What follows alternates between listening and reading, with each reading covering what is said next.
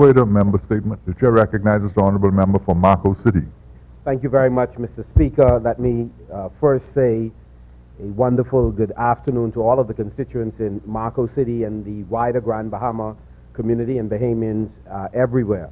Mr. Speaker, as you would be aware, we have had tremendous challenges for decades now in terms of persons poaching in Bahamian waters, sports fishermen in the north, and primarily Dominicans in the south.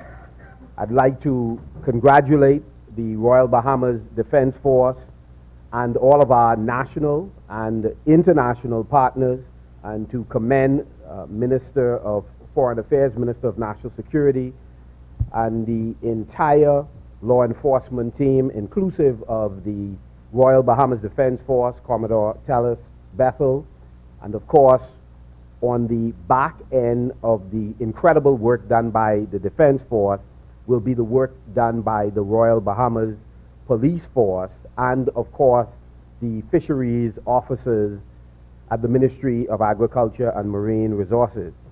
Mr. Speaker, very briefly, I'd like to single out the team that has worked with Sub-Lieutenant Stirrup, who has done an amazing job. Sub-Lieutenant Williams, Senior Lieutenant Williams, and of course, Sub-Lieutenant Stirrup.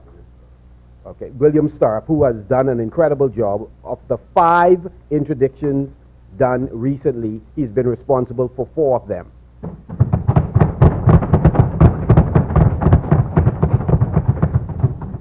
Mr. Speaker, this young man, and he is a very young man with an amazing team, during the first week of my appointment as Minister of Agriculture and Marine Resources, he and a team of about 13 on the Madeira intercepted the vessel Roni, and you'd be aware we had over 60,000 pounds of seafood product on that vessel.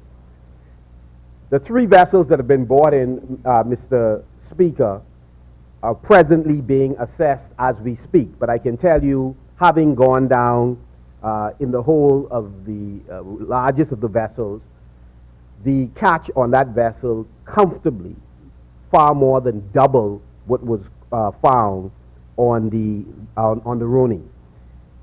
It is really a rape and pillage of our marine resources, and it is a matter that has been troublesome and pressing for successive administrations.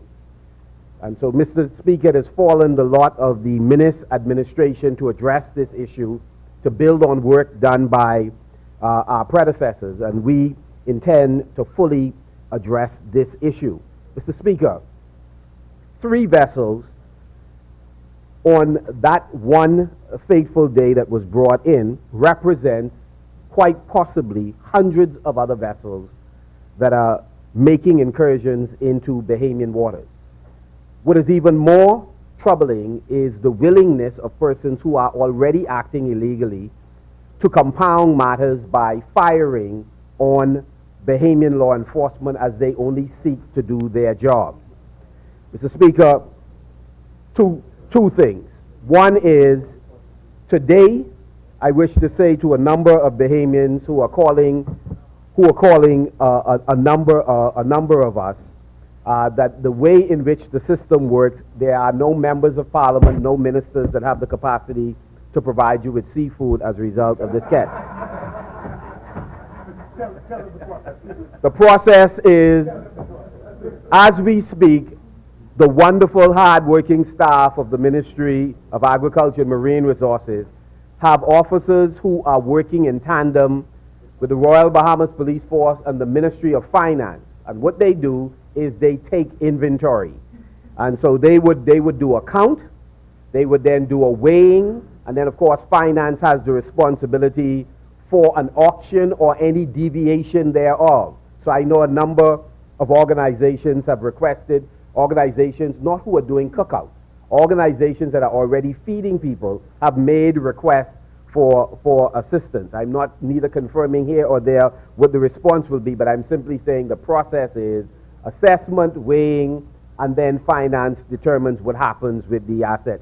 No one in the Parliament or in the Cabinet of the Bahamas have the capacity to provide lobster, scalefish, conch, or crabs.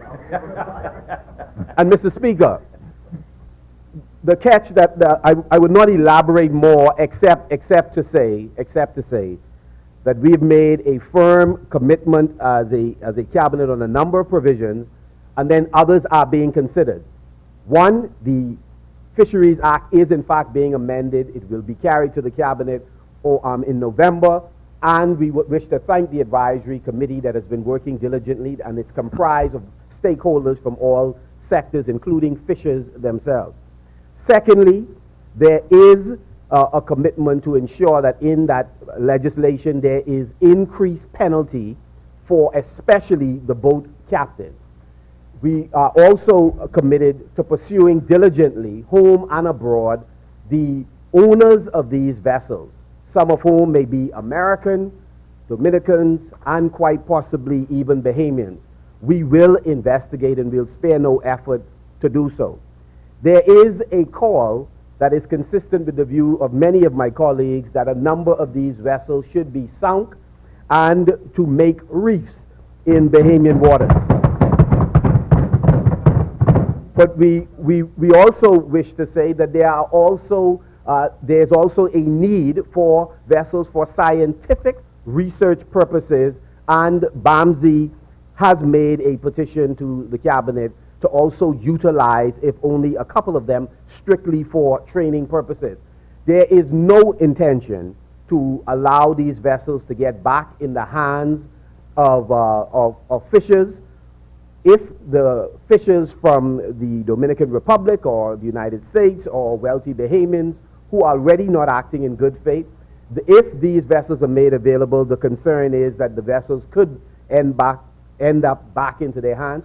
And then secondly, a Bahamian on a Dominican vessel which has a distinct look can often cause Defense Force officers to be pursuing a vessel that Bahamians are at the helm, only to expend more money just pursuing a vessel than we actually made from selling the actual vessel. So we wish to rule that out for those persons who are calling our office asking when they could put in a bid for these vessels. There will be no possibility of you putting in a bid. I've also said, Mr. Speaker, just over the past 2 days, for those persons who now have requests for for compressor permits before the ministry, you have applied at the very wrong time, I must say. And it is very difficult to find a good rationale for us at this time to continue to process these work permits. We are prepared, obviously, in every case where an application is made, to evaluate it on a case-by-case basis. I am only saying the cases I have seen recently, those cases do not look good, and I'd like to commend the commercial fishers who I've spoken to this week when I made mention of the reasons, who said they are disappointed, but they completely understand. I appreciate that level of patriotism and nationalism from those fishers. And so, Mr. Speaker, I just wish to say once again, congratulations to all of the partners who've been working, and to say to the fishers themselves that let us continue to work together. Do not establish a moving goalpost. The call was made for stiffer, for fines to be hefty. The courts delivered a remarkable set of fines, ranging, I believe, somewhere in the vicinity of 2.3 million, some rounded off, which I like very much, to 3 million. And that created enthusiasm for a few days before persons went back on the warpath. This cannot be a moving goalpost. Progress is being made. Are we there yet? No. Are we making progress? Yes. 3 vessels were interdicted and are in port with 124 Dominicans. Just recently, another vessel was interdicted. The call was for the Defense Force to step up and do its job, for fisheries to step up and do its job. The job was done, and again, enthusiasm was, as it is today, generated before, again, the criticisms resume. We're saying we're all in this together. We don't wish for one fishing vessel to discontinue operating.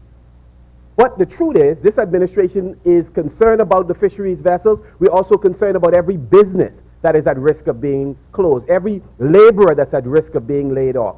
All of us in all sectors, we're in this together, and we wish to assure you we are working on your behalf.